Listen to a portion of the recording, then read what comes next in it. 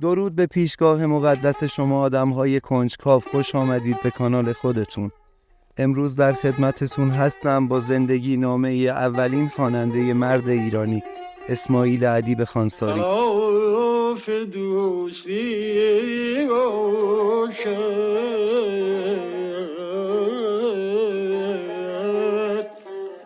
به ترک دوستان گفتن.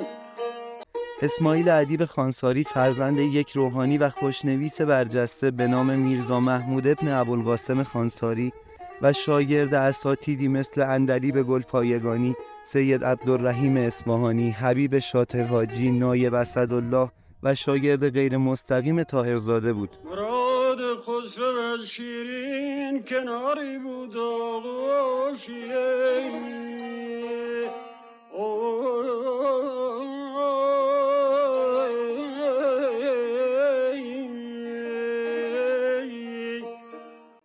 ادیب از سال 1303 تا سال 1309 بعضی وقتها در اصفهان و بعضی وقتها در تهران به سر می برد. در سال 1309 وارد خدمات دولتی شد و کار اداری خودش رو از 16 مهر ماه 1309 در بلدیه که همان شهرداری امروزی تهران آغاز کرد. محبت کار فرهاد است و کوه بیستون سفرن.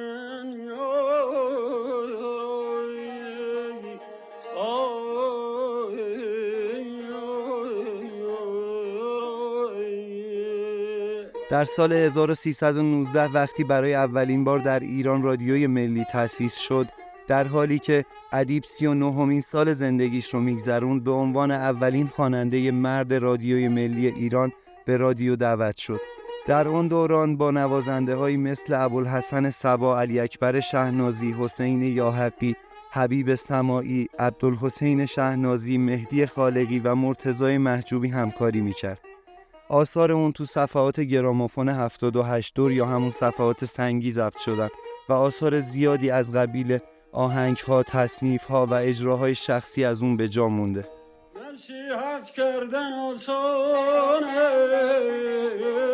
است، نصیحت کردن آسان است، سرگردان عاشق را. ادیب برای هنرش قدر و منزلت زیادی قائل بود. خودش در این باره میگه هیچگاه از کسی در ازای خواندن نوا پول نگرفتم، زیرا این کار را دون شخصیت یک هنرمند میدانم.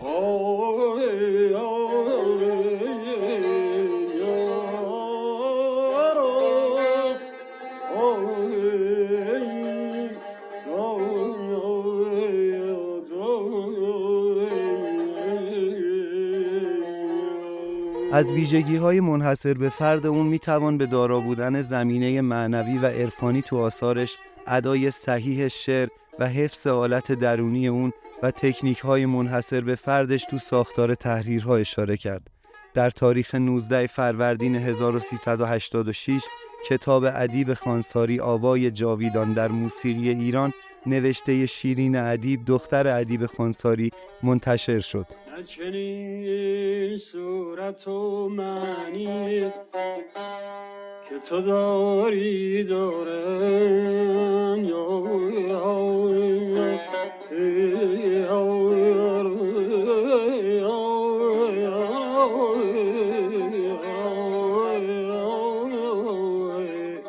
اسماعیل ادیب خانساری مدتی در مدرسه عالی موسیقی روح الله خالقی به تدریس آواز مشغول شد که از جمله احمد ابراهیمی از شاگردای اون بود. چنین صورت و معنی که تو داری دارم.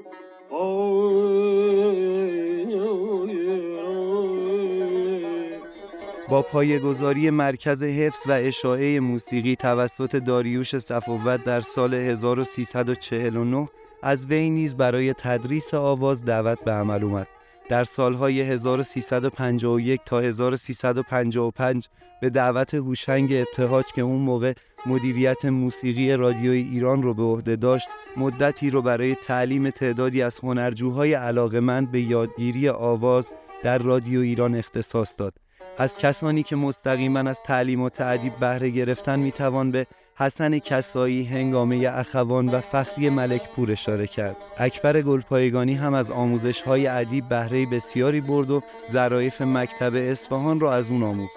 محمد علی گلپایگانی، برادر کوچکتر اکبر گلپایگانی، هم از آموزش‌های ادیب استفاده خیلی زیادی کرد. حسن کسایی از هنرمندانیه که آثار خصوصی و رادیویی زیادی رو با ادیب داره. در سالهای 1334 تا 1335 به مدت 1 سال در تهران و در خانه ادیب بود و از اون درس می‌گرفت. بعد از اینکه به اصفهان برگشت این شعر رو سرود: اگرچه در همه آفاق شهره‌ام به هنر، کنون چه چاره که هستم به شهر خویش غریب. مرا ز خطه ری خاطرات شیرین است، که روزهای خوشی بود در حضور ادیب. در مجموع آثار ضبط شده ادیب خانساری بر روی صفحات سنگی گرامافون 80 تا صفحه هستش. آثار ضبط شده ادیب خانساری که در آرشیو رادیو بودن توسط مشیر همایون شهردار رئیس وقت موسیقی رادیو به دلیل کدورت قدیمی با ادیب پاک شد و از بین رفت و به این ترتیب گنجینه مهمی از موسیقی اصیل ایرانی نابود شد. آثاری که از اون باقی مونده ضبط‌های خصوصی و خانگی و ردیف آوازی ادیب هستند که در سالهای پیری اون ضبط شدن و به جا موندن. اسماعیل ادیب خانساری در مورد خودش میگه: روزگاری زندگیم را به پای هنر قربانی کردم و حالا زندگیم دارد هنرم را قربانی میکند. هواداری گناه خویش وانگه بر من آشفتن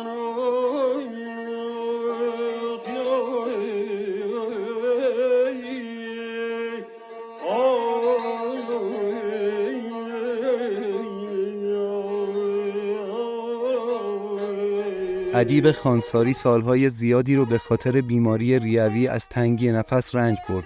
تو سالهای 1353 و 1354 2 بار تحت عمل جراحی ریه قرار گرفت و هر دفعه دچار مشکل قلبی و تنفسی میشد. اون سرانجام روز 6 فروردین سال 1361 در سن 81 سالگی، پس از اینکه مدت‌ها دچار ضعف جسمانی و بیماری بود، درگذشت. آرامگاه ادیب خانساری در بهشت زهرا، قطعه 91، ردیف 3، شماره 4 هستش.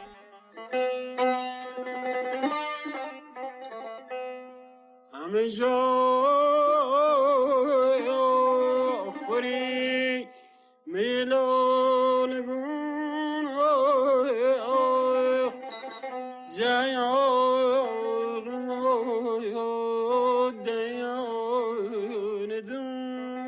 احمد شاملو برای ادیب خانساری نوشت: مرغی از اقصای ظلمت پر گرفت، شب چرایی گفت و خواب از سر گرفت. مرغ وایی کرد، پر بگشود و بست، راه شب نشناخت، در ظلمت نشست. من همان مرغم به ظلمت باژگون، نغمه اش وای آب خوردش جوی خون.